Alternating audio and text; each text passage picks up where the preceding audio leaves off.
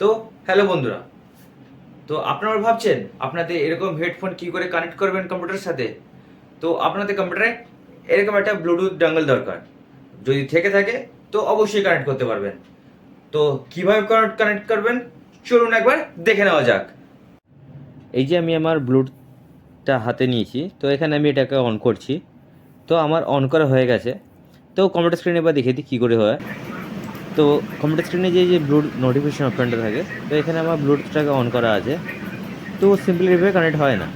তো go to সেটিংয়ে যাব আমি, তারপরে এই যে অ্যাড ব্লুটুথ সেন্টারটা আছে, তো ওখানে ক্লিক করব। যেখানে তিনটে অপশান আছে, দিয়ে ফার্স্ট অপশানটাকে আমি ক্লিক করব ব্লুটুথ বলে। তো এটা সার্চিং হলো, আমার সার্চিংয়ে চলে এসছে, এটা আমার ব্লুটুথের নাম। তো ক্লিক করলেই কানেক্ট হয়ে যায়। কানেক্ট আমার হয়ে গেছে। তারপর ডিসকানেক্ট না করে আমি ডানে ক্লিক করব। তো ডানে ক্লিক করার পরে এখানে আমার নিচে চলে এসছে আমার এই ব্লুটুথের নাম, আর কত পার্সেন্টেজ আমার শো করছে সেটাও আমার শো করছে। তো বেশি টাফ না, যদি তো ভিডিওটা সাবস্ক্রাইব করে দিয়ে যাবেন।